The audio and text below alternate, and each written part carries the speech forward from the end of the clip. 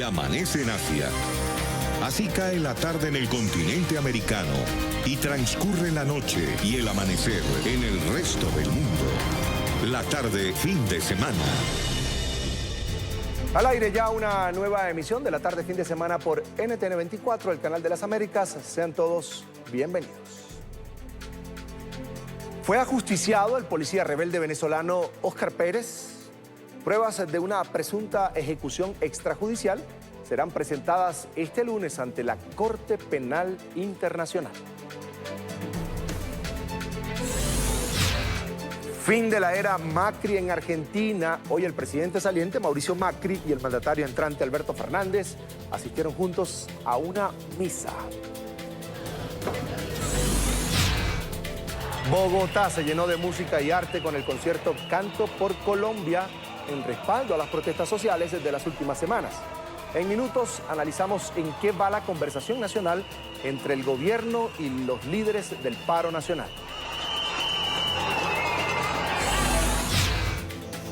Tragedia en India. Más de 40 personas murieron tras un incendio en una fábrica. Las víctimas eran empleados que dormían allí en el lugar.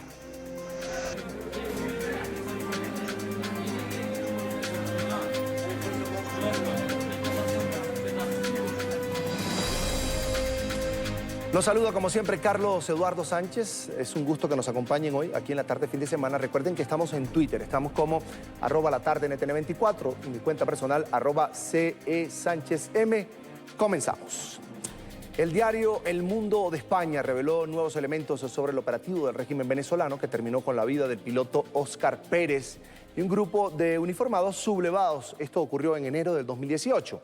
Las pruebas apuntan a una masacre, según el periódico. Una serie de fotografías confirmarían que recibieron tiros de gracia. El material hace parte de un dossier que será presentado mañana, lunes, en la Corte Penal Internacional.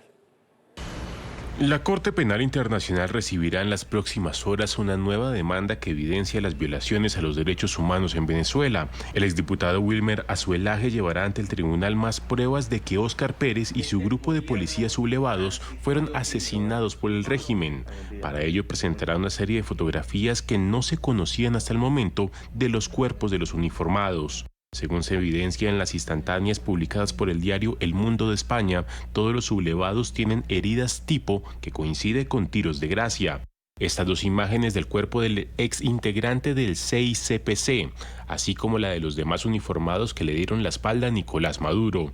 Esta denuncia se une a la ya radicada por la fiscal general en el exilio Luisa Ortega, quien fue la primera en revelar fotografías de cómo las fuerzas del régimen habían asesinado a Óscar Pérez. El cadáver de Óscar Pérez muestra perfectamente que fue ejecutado. Él tiene una posición como de defensa o de protección. Le disparan a todo lo largo del cuerpo. Le disparan a todo lo largo. De un lado. De un lado. Es decir, que estaba en esta posición. Si él estaba enfrentando con arma, hubiese estado de frente a la persona. No en esa postura, en una posición de protección más bien. Pérez fue un oficial de la Policía Judicial venezolana que el 27 de junio de 2017 atacó la sede del Tribunal Supremo de Justicia desde un helicóptero y luego en un video desconoció al régimen madurista al denunciar la ruptura del orden constitucional en Venezuela.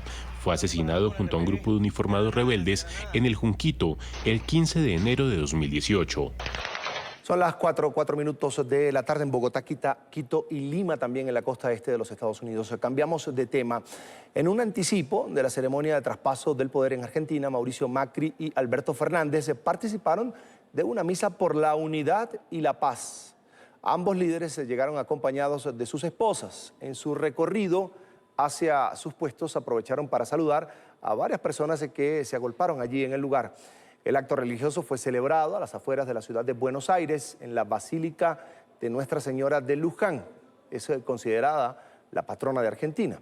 El arzobispo que dirigió la homilía rezó para que el encuentro entre ambos políticos se convierta en el inicio de una etapa de unidad en la nación. Fernández asumirá la presidencia de la Argentina el próximo martes 10 de diciembre.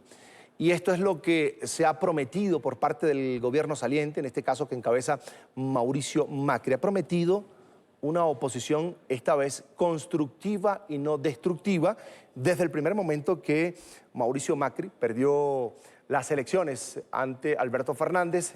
Había prometido ponerse la camiseta de opositor, pero por el bien del país, según dijo. Recordemos que Argentina vive ahora mismo una crisis económica y eso fue precisamente uno de los saldos negativos que el propio presidente saliente, Mauricio Macri, entregó a los argentinos en su balance sobre la gestión durante los últimos 4 años. Ha prometido, reitero, el presidente de la Argentina saliente, Mauricio Macri, una oposición constructiva. Ha dicho por primera vez el kirchnerismo o el gobierno tendrá una oposición constructiva y no destructiva. Para hablar del tema, quiero saludar a Pablo Toussaint, es analista político. Bienvenido a NTN 24, una muy buena tarde. ¿Qué tal? ¿Cómo están? ¿Todo bien? Es un gusto, bienvenido. Quiero hablar, por supuesto, esta tarde del país que deja Mauricio Macri, la Argentina que deja después de 4 años al frente del poder. Y quiero comenzar por lo económico. Sabemos que Argentina, por supuesto, vive una crisis, pero ¿qué tan grave es la situación? ¿Qué debe hacer Alberto Fernández en lo inmediato para comenzar a resolver este problema? Bueno, yo le diría que es bastante grave. O sea, incluso en términos argentinos, que suele tener como alguna pericia en crisis ya a esta altura, pero es bastante grave. ¿Por qué? Porque si uno ve las principales variables de la economía de hace 4 años hasta acá, las cuestiones más estructurales que el kirchnerismo había dejado sin resolver se profundizaron en el sentido negativo, agregándole a eso el retorno de la deuda externa como un problema propio de la Argentina. La deuda externa, cuando en los años 2000 Kirchner saldó la última deuda que había con el Fondo Monetario Internacional, y luego luego del asunto de los holdouts en Nueva York, no había acceso al mercado externo. Entonces, aunque más no sea por eso, porque no había acceso, no había un problema de deuda.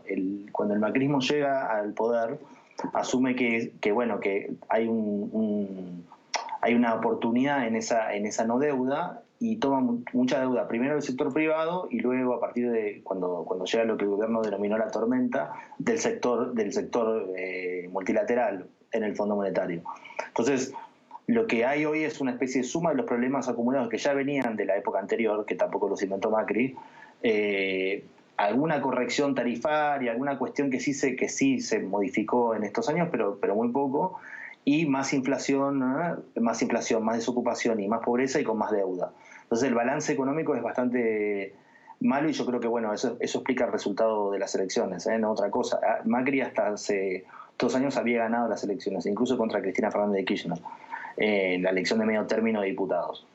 En el medio se desencadena la crisis fuerte y así estamos en este momento ante un desafío que va a tener Alberto Fernández, que debe ser uno de los más mayúsculos que tuvo el peronismo en su historia. En lo social, ¿cuál es el país que deja Mauricio Macri? Hablo de lo social, salud, educación, por supuesto, programas sociales para los más necesitados. ¿Qué deja Mauricio Macri? Bueno, Mauricio Macri en un momento, sobre todo al comienzo, aumentó el dinero para los planes sociales. Planes sociales que en la Argentina funcionan como un reaseguro de la paz social. En ese punto, en términos sobre todo numéricos, inflación mediante, eso recordemos, a veces las cifras se engañan porque se pone más plata porque hay más inflación, pero en principio esa malla de contención que se inventó luego de la crisis del 2001 en Argentina, la continuó y la profundizó. Yo te diría que el peor balance social, obviamente, es en los pobres, en el sentido de que por más que tengan la malla de contención, si la inflación es del 50%, 40%, es muy difícil de sostener ningún salario. Pero también, sobre todo, en los sectores que no tienen clase media, media-baja, que sufrieron los aumentos, el sinceramiento tarifario y demás cuestiones, pero no tienen la contraprestación estatal. Entonces, sobre todo el sector de lo que llamamos aquí las pymes, que es pequeñas y medianas empresas, que si uno lo ve en términos de mercado interno, son las que mueven la economía argentina en general, en términos reales. Bueno, eso está todo muy mal, ¿no? Y yo te diría que el principal es un sector que, a pesar de eso, se mantuvo en una medida fiel al gobierno, por cuestiones identitarias, mucho más que económicas, y otro votó en contra.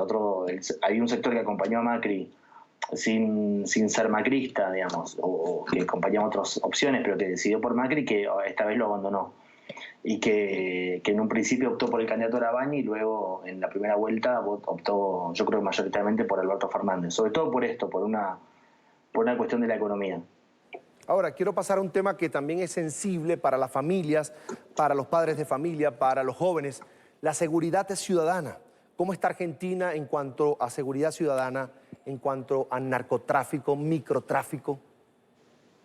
Bueno, a ver, yo le voy a decir una cosa, dos. Una, la seguridad ciudadana los problemas más tradicionales que tiene la Argentina en ese punto, que son no tanto, a ver, los más tradicionales me refiero a que no es el narcotráfico, que es un poco más nuevo en la Argentina. En general, por suerte y con la crisis que hay, no estalló. ¿En qué sentido lo digo? En la crisis del 2001, que yo era joven, tenía 21 años, pero que lo viví, hubo mucho, porque en la medida que no hay dinero en la calle y en la medida que no hay efectivo, se generan se generan muchos secuestros express y demás, opciones delincuenciales para compensar esa falta de irrigación de la economía en la calle, ¿no? Entonces ahí hubo mucho, incluso la policía y demás, un poco participaba de esos asaltos y de esa ola de secuestros express que hubo en el 2002. Bueno, eso esta vez no pasó. Lo que sí pasó pero viene pasando de antes de Macri, es un factor un poco más estructural, es el lento pero sostenido penetración del narcotráfico en algunas áreas de la Argentina, sobre todo en la provincia de Santa Fe y en la ciudad de Rosario. Eso no, digamos, es muy difícil tener cifras y datos fehacientes de eso, por obvios motivos, pero en principio eso no se revirtió mucho. En general el cóctel de crisis económica plus penetración del narcotráfico suele ser letal. Yo creo que en eso sí hay una especie de alguna conciencia de los sectores más altos de la clase política argentina de que eso no se puede dejar tan a la libre.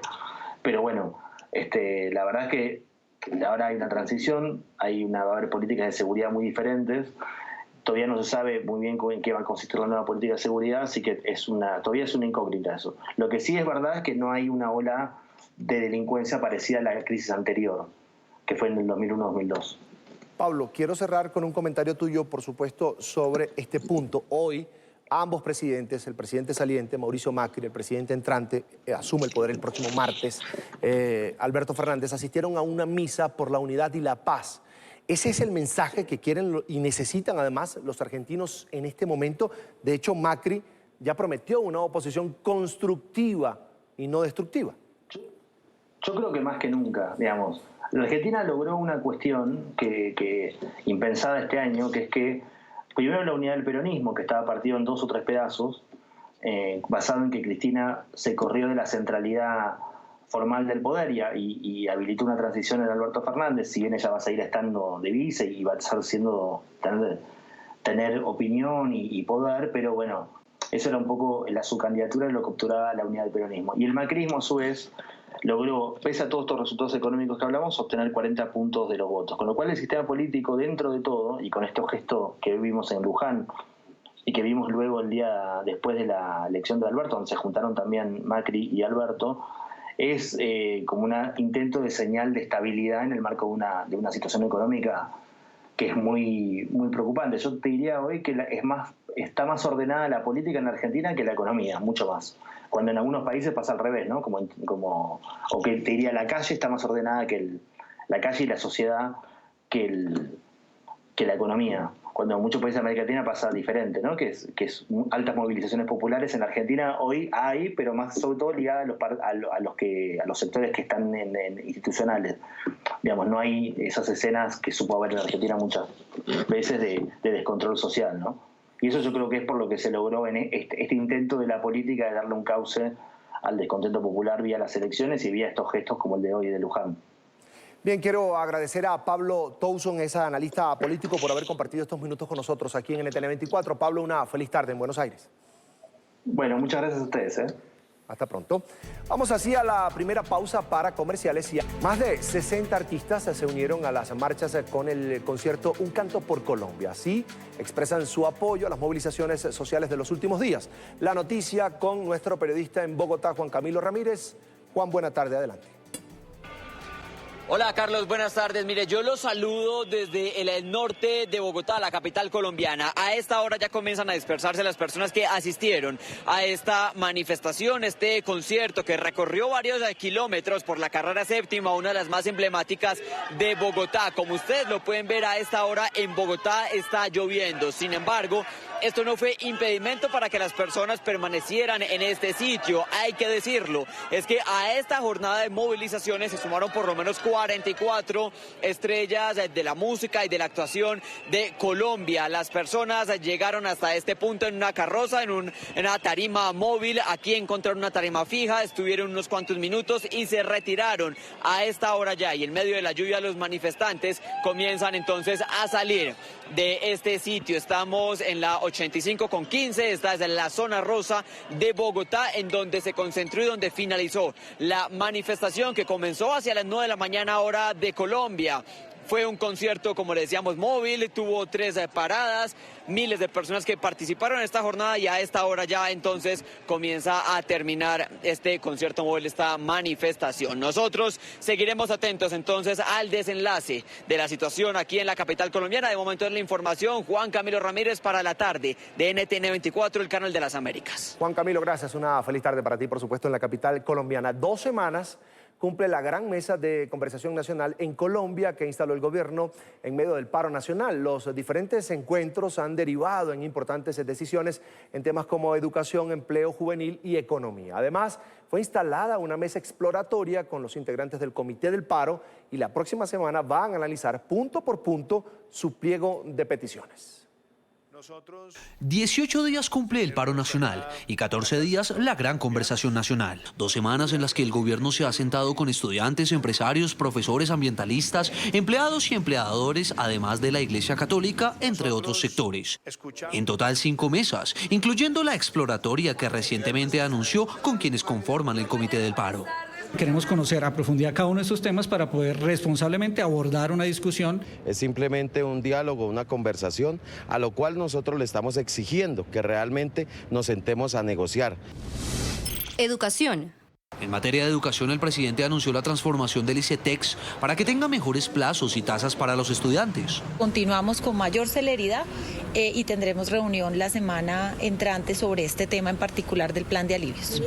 También firmó el decreto con el que crea el Ministerio de la Ciencia, Tecnología e Innovación, con el que transforma Colciencias y que tendrá un mayor presupuesto vía Ley de Crecimiento Económico con 78.500 millones de pesos. Indiscutiblemente vamos a seguir exigiéndolo porque es la investigación. Sin investigación no hay desarrollo, sin ciencia no hay desarrollo en el país.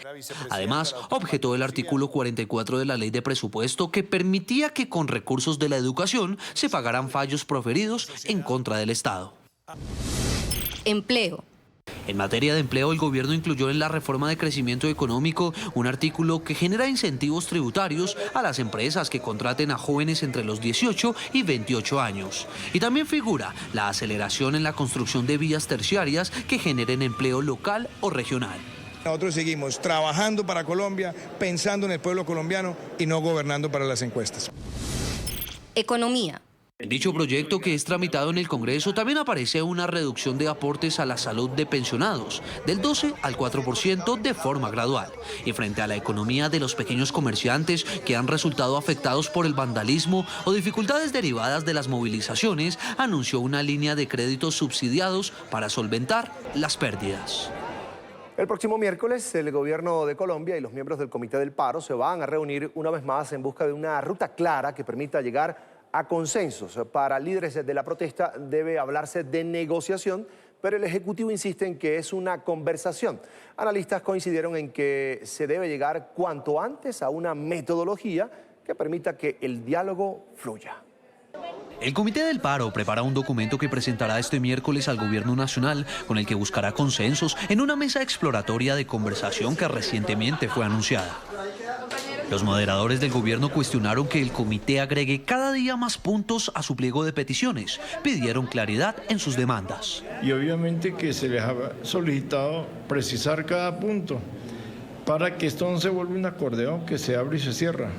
Para el comité, las decisiones del mandatario en medio del paro no han sido acertadas. Rechazo al hecho de que temas que están en la agenda, el gobierno ha estado tramitándolos sin haber estado en discusión con la mesa. Pero para algunos analistas, al margen de cómo avancen estas conversaciones, el presidente Iván Duque tiene que seguir gobernando.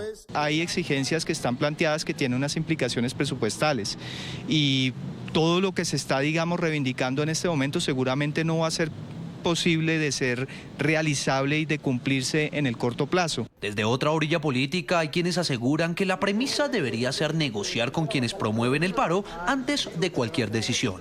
Es que el gobierno se siente a negociar el comité sin poner tanto pero ni tanto perendengue y que le dé esa señal positiva al país de que está por resolver los asuntos que se están planteando. Los dos analistas coinciden en que el próximo miércoles se deben lograr acuerdos donde el presidente pueda seguir haciendo el pleno uso de sus facultades constitucionales para gobernar y los miembros del comité su libre derecho a protestar. Nos acompaña aquí en estudio el señor Fabio Arias, es fiscal de la Central Unitaria de Trabajadores de Colombia. Una muy buena tarde y bienvenido. Gracias por estar con nosotros. Carlos, buenas tardes y muy amable por la invitación. Es un gusto. También quiero saludar a Diego Molano, director del Departamento Administrativo de la Presidencia de Colombia. Bienvenido a la tarde fin de semana. Carlos, muy buenas tardes. Un saludo especial para usted y un saludo también especial para Fabio. Es un gusto. Y a toda la audiencia. Diego, comienzo por aquí. ¿Por qué piden claridad a los dirigentes del paro? ¿Qué es lo que no está claro en ese pliego de 13 peticiones que consignaron en la presidencia? El presidente Duque, después del 21 de noviembre, y su gobierno entendió que la sociedad había cambiado, que la política había cambiado, que las manifestaciones sociales habían cambiado y planteó una gran conversación nacional para entender, para generar confianza y para poder discutir los diferentes temas nacionales.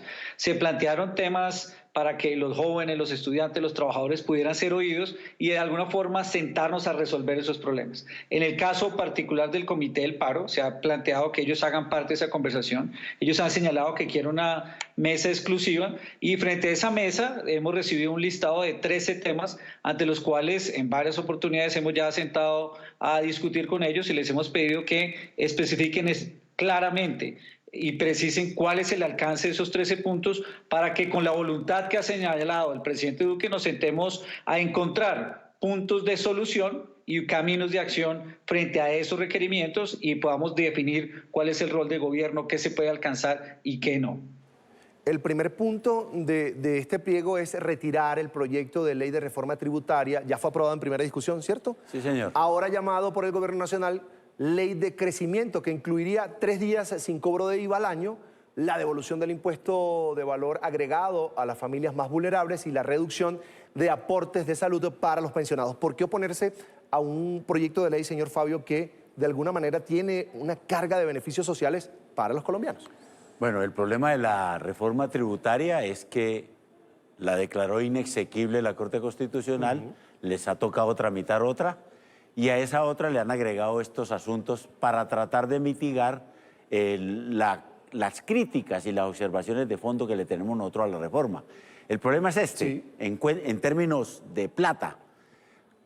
Esta reforma tributaria, ley de crecimiento económico, ahora era ley de financiamiento, bueno, siempre poniéndole palabras para embolatar a la gente. 10,4 billones le significan a los grandes empresarios nacionales y extranjeros esta aprobación de la reforma tributaria. Eso es lo que significa. ¿Cuánto valen las migajas que le están dando exactamente a las personas por estas, por lo que le anexó a la reforma tributaria? Porque ninguno de esos puntos estaba. Es más, todos esos puntos que están ahí puestos por parte del gobierno hacen parte de los 3 ejes temáticos que nosotros le hemos pasado al gobierno. ¿Por qué en vez de hacer cosas unilaterales no se sienta a negociar con el Comité Nacional de Paro y discutimos eso de manera conjunta? ¿Sí? Es decir, ni siquiera en el término del diálogo sirve la circunstancia, porque todos son medidas unilaterales del gobierno. Entonces nosotros le decimos al gobierno, hombre, no puede ser que esa reforma tributaria se vaya a volver en unas cuantas migajas para unos pocos, ¿sí? Cuando lo que nosotros estamos reclamando son 3 ejes temáticos.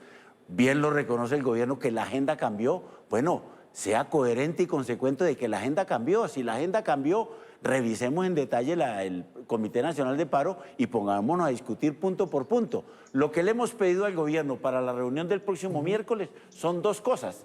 1, que se declare como una mesa de negociación en la cual habrán acuerdos o desacuerdos entre las partes, pero tienen que haber acuerdos. Y segundo, que suspenda toda actividad normativa encaminada a darle respuestas unilaterales a las peticiones que tenemos nosotros contemplados en los 3 ejes temáticos. Diego, ¿por qué se niega el gobierno a ponerle la etiqueta o a calificar estos diálogos con los dirigentes del paro nacional en Colombia como una negociación?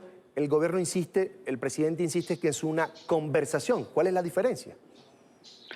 El presidente Duque, después del 21 de noviembre, lanzó la gran conversación nacional. Esta es una conversación para entender cuáles son los requerimientos de diferentes sectores de la población, porque por supuesto reconocemos el Comité Nacional del Paro, pero hay otros sectores que marcharon, que no necesariamente están organizados alrededor del Comité del Paro.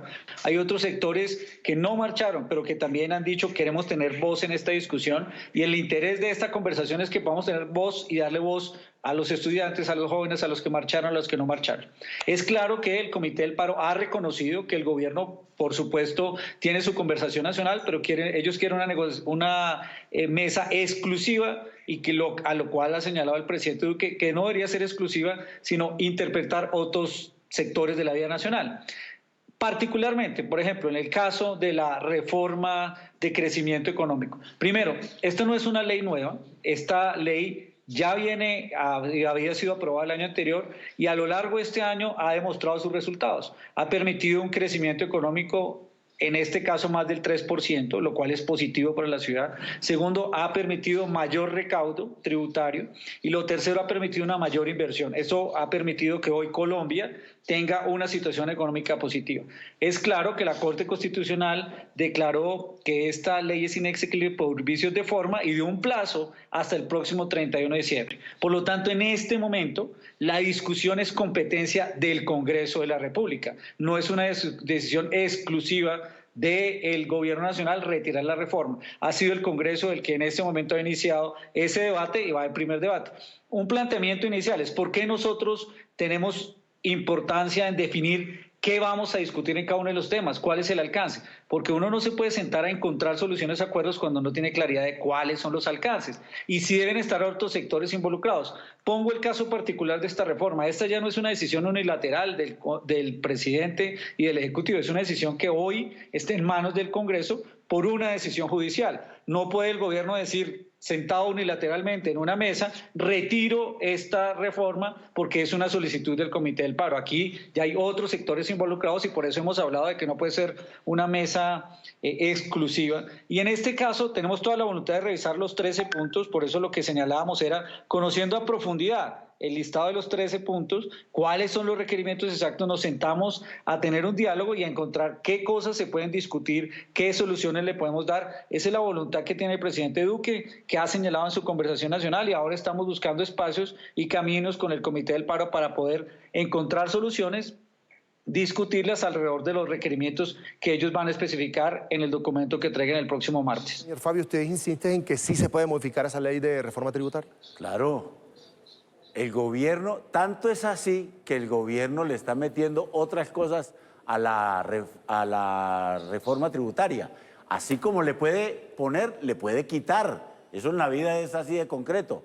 Entonces, nosotros lo que decimos, hombre, el gobierno retire esa reforma tributaria y hacemos una discusión sobre cuáles son verdaderamente las tributaciones que sí le necesita el país. El país no puede seguir dándole y dándole garantías a los empresarios, a los grandes empresarios nacionales y extranjeros, presuntamente para crecer y presuntamente para aumentar el empleo. La tasa de desempleo viene creciendo, pero le quiero hacer una precisión al doctor Molano y obviamente para todos los televidentes. ¿Cómo así que yo genero un conflicto y el que me va a ayudar a resolverlo son las personas que por alguna circunstancia no han estado en el conflicto? En ninguna parte del planeta, absolutamente en ninguna, uno negocia con los que no están en el conflicto. Uno negocia son los que han presentado el conflicto, están en las calles exigiendo una solución. Los que no están en el conflicto no hacen parte de esa negociación. Por eso me parece una avivatada del gobierno querer decir que la conversación nacional es con los que no están en el conflicto, es decir, con los amigos de él. Eso no tiene absolutamente ningún sentido. Pero hago otra observación general. Esto de la conversación nacional se la inventó Macron cuando vino hace un año la huelga de los chalecos amarillos, ¿sí? Y hizo una conversación con Raimundo y todo el mundo, lo mismo, todo para desconocer a los chalecos amarillos. Y mire lo que está sucediendo hoy en Francia, una huelga general. Están paralizados absolutamente todo lo que son los transportes en Francia. Las conversaciones nacionales no sirven absolutamente para nada si no se hacen las negociaciones directas con quienes han generado el conflicto, aunque el que genera el conflicto es el gobierno, pero bueno, las personas que hemos logrado concitar toda esta opinión para lograr canalizarla y lograr que se exprese en las calles, con ellos es que se debe hacer la negociación y con ellos debe solucionarse el conflicto. Si el gobierno se sigue negando a darle una salida con ese Comité Nacional de Paro, pues el conflicto va a seguir. Hoy las movilizaciones aquí en Bogotá reclamaron una y otra vez que el paro continúa.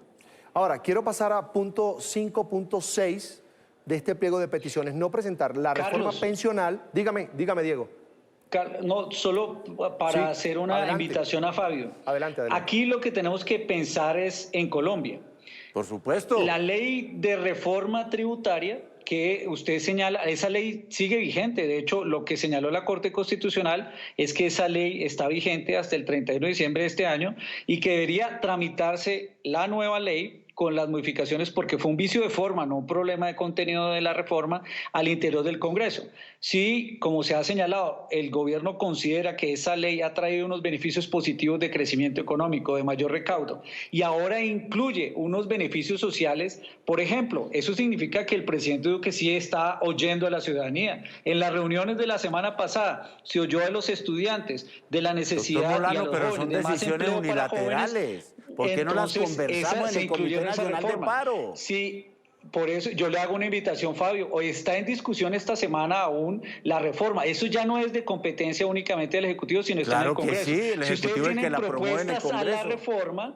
Si ustedes tienen propuestas a la reforma, abrimos un espacio para que ustedes puedan hablar con los ponentes e incluir las propuestas que tengan frente a la reforma. No, pero lo primero es retirarla y discutir otra. Que tiene una responsabilidad. No, uno no puede andar con ultimátums, Fabio. Aquí el país tiene una sostenibilidad fiscal. Es discutirla. Claro, porque lo que usted está diciendo, retire la reforma antes de entrar a discutir. Lo que yo le digo en este momento es, hay unos tiempos que corren en el Congreso, hay un espacio que pueden tener ustedes en el Congreso. Discutamos los otros puntos, pero en este no se puede paralizar el país porque tiene unas implicaciones de sostenibilidad financiera muy importantes. Se incluyen aquí un paquete de alivio social para beneficio a los pensionados, a la disminución de sus costos en salud, para beneficios de crear vías terciarias en los municipios a partir de la sobretasa, de modo que haya infraestructura de empleo en los municipios más pequeños, para que beneficie a los jóvenes con un descuento tributario para aquellas empresas que crean empleo para los jóvenes. Eso es positivo. Si hay unas propuestas adicionales, hoy, por ejemplo, es lo que ustedes deberían entender, esa competencia ya está en el Congreso de la República y a eso estamos dispuestos nosotros de abrir un espacio, una discusión. Sí, pero el país no se puede paralizar frente a este tipo de temas. Toda la disposición de diálogo, pero sin ultimátum ni sin ese tipo de requerimientos cuando está en vilo la sostenibilidad fiscal de la nación. El pliego de peticiones nosotros lo presentamos desde el 26 de noviembre. Sí, pero por ejemplo, desde el 26 de noviembre ya el gobierno sabía que ese punto estaba ahí. ¿Por qué se ha negado y por qué entonces nos da un hecho cumplido ya? Primero frente al Congreso sin haberlo discutido con nosotros. El que hace ultimátum aquí es ellos, que dicen exactamente que ya no es competencia de ellos. Todo el tiempo es competencia de ellos, porque el único que en Colombia tiene competencia para modificar cuestiones de carácter presupuestal del Estado es el gobierno. Por eso la facultad, no es cierto, como dice el doctor Molano, que eso ya depende del Congreso. No, señor, si el gobierno en cualquier momento quiere, lo puede retirar. Tanto es así que terminó involucrándole medidas unilaterales que no estaban antes en la reforma que terminó declarando inexequible la misma Corte Constitucional. Quiero avanzar. Eso no es cierto. Quiero avanzar en otros puntos. Punto 5.6, punto 5, reforma pensional, punto 6, reforma laboral. Sí, hasta señor. la saciedad, el gobierno ha dicho, no hay ninguna de las dos reformas. Puntos claros ya se retiran. Por ejemplo, el gobierno les pidió a ustedes que para el próximo miércoles vayan más concentrados, más concretos con lo que quieren cambiar, con lo que quieren proponer y sacar adelante. ¿Ya esto es un punto saldado? No, no está saldado. Primero porque no nos hemos sentado a negociar. Es que el gobierno no puede a punta de medidas unilaterales o expresiones unilaterales, ¿sí?, pensar exactamente que resuelven los líos. Harta situación, mejor dicho, hay mucha preocupación por las cosas que el gobierno firma, ¿sí? Si por las cosas que el gobierno firma hay preocupaciones porque no hay pleno cumplimiento, ahí los estudiantes universitarios han insistido una y otra vez que no han cumplido satisfactoriamente y a totalidad el acuerdo que firmaron el año pasado para el tema del suficiente presupuesto para la educación superior. Entonces uno dice, si eso que ha firmado, ¿por qué yo he de pensar exactamente que algo que no ha firmado conmigo por el simple hecho de que dijo que no o que sí va a resolverse? No, no podemos. Pero si tuvieran realmente disposición, ánimo de diálogo y negociación, se sentarían. Lo que pasa es que hay una negativa del gobierno a reconocer de que hay un problema, hay un conflicto colectivo hoy en Colombia que modificó la agenda como lo reconoce el gobierno. Y ese conflicto colectivo que ha modificado la agenda está en lo que ha dicho el Comité Nacional de Paro. ¿Por qué tanta terquedad en no aceptar que esos son los interlocutores válidos para resolver este conflicto? ¿Por qué? ¿Por qué ponerle a toda una conversación nacional con Raimundo y todo el mundo, inclusive con los que no están en el paro? Eso ya fracasó en Francia, doctor Molano. Por favor, no insista este gobierno.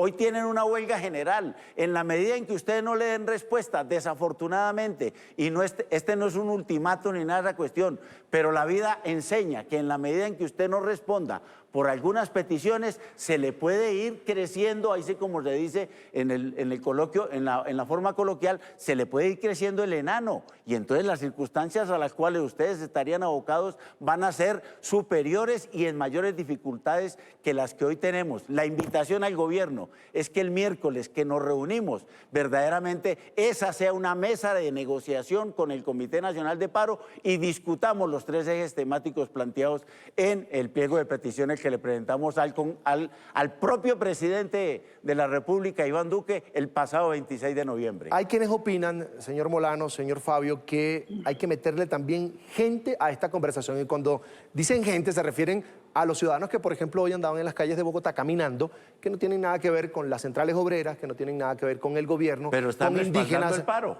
están respaldando el pliego de peticiones. ¿Eso se puede modificar? ¿Ustedes van a conversar, señor Molano, con representantes de la sociedad civil, por ejemplo? Sí, pero ¿quién define los de la sociedad civil? Carlos, para que no nos enredemos en el punto. ¿Quién define los de la sociedad civil? ¿El gobierno? No, usted representa una central obrera. Correcto. El gobierno representa al gobierno, señor Molano.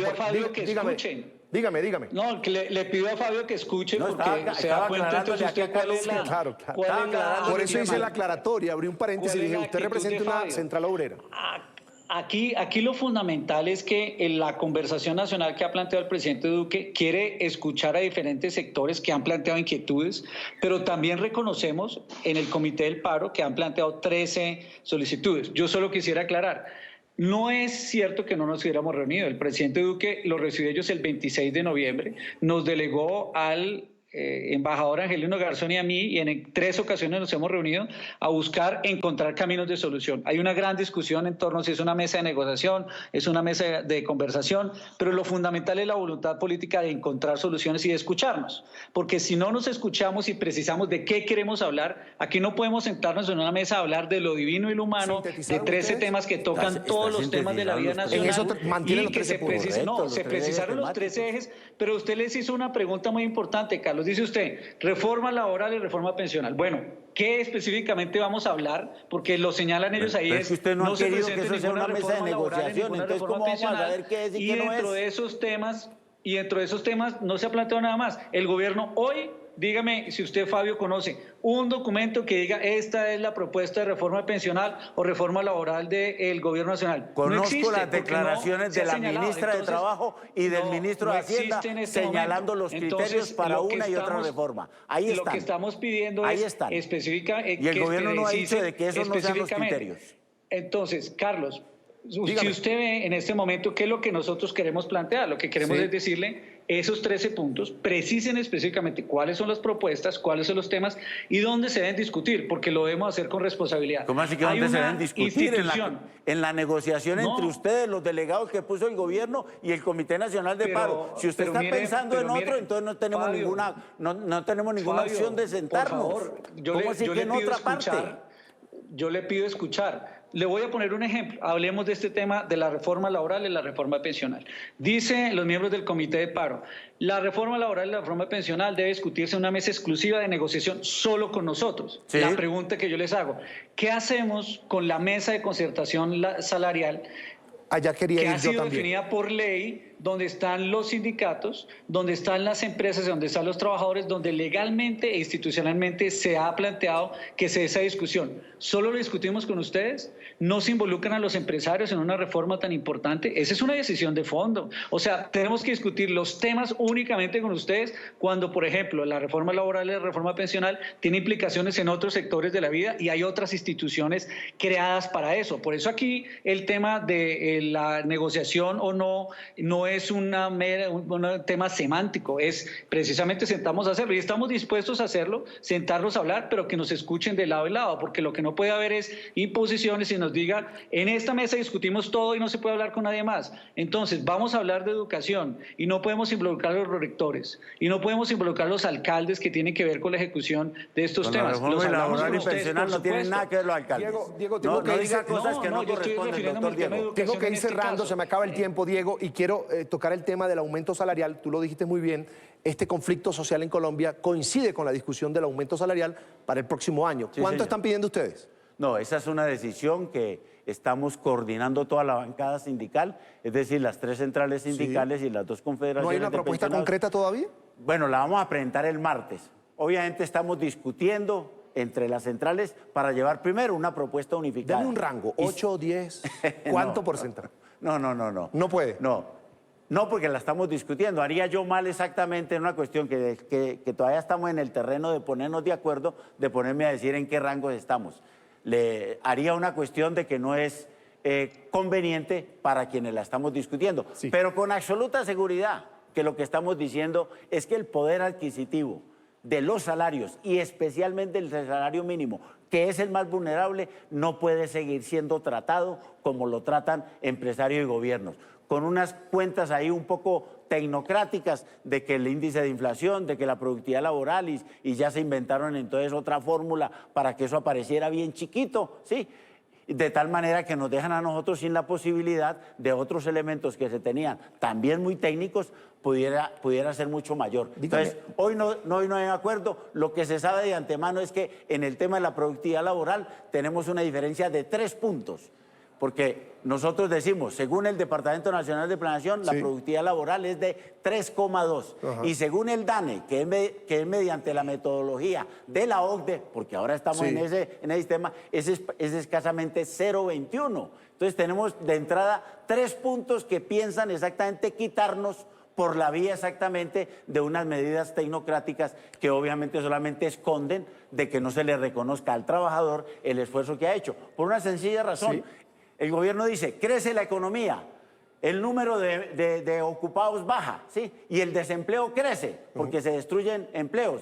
Entonces, este crecimiento se le debe a quienes verdaderamente están empleados, que son menos que los que había el año anterior, y por tal motivo la productividad laboral tiene que subir. Y según la nueva estadística del gobierno baja. Señor Eso Fabio, no puede ser. El año pasado el aumento fue superior al 6%. No, fue del 6%. 6%. Ahora, tengo que cerrar con Diego Molano. Diego, ¿están conscientes ustedes que en medio de este conflicto social en el país, ese aumento podría ser la petición superior a lo que fue el año pasado? Necesariamente superior. Lo primero es la voluntad del presidente Duque y su gobierno, que fue demostrada el año anterior con un incremento real muy importante, de uno de los mejores en los últimos años, y de los empresarios también, por supuesto. Esta discusión, por supuesto, del salario es una discusión que está dándose al interior de la mesa de concertación laboral, donde están sentadas las centrales obreras, donde están los empresarios, donde está el gobierno nacional, y allá deberán darse las discusiones necesarias para garantizar que se cumplan los parámetros que permitan tener una muy buena remuneración, pero a la vez garantizar la sostenibilidad económica del país. Sé que esa voluntad esa voluntad del gobierno se manifiesta en donde hay un equipo dedicado especialmente a eso, y es una negociación independiente a la que se va a dar dentro de la conversación nacional o dentro de la mesa en esta discusión que tenemos con el Comité del Paro. Bien, quiero agradecer a Diego Molano, es uno de los moderadores de este diálogo o conversación nacional o negociación, como quieren los trabajadores que se llame, estos encuentros que se están dando con representantes del paro y el gobierno de Colombia en Bogotá, y también al señor Fabio, que representa en este caso a la Central Única de Trabajadores. Unitaria de Trabajadores. Le agradezco mucho que haya a usted, Carlos, muy amable, y obviamente los televidentes que nos hayan escuchado, y el paro continúa. Bien, gracias. Vamos a la pausa y ya regresamos. Como de Navidad se trata, la primera dama de los Estados Unidos, Melania Trump, muestra la decoración de la Casa Blanca. Unos la critican y otros la resaltan.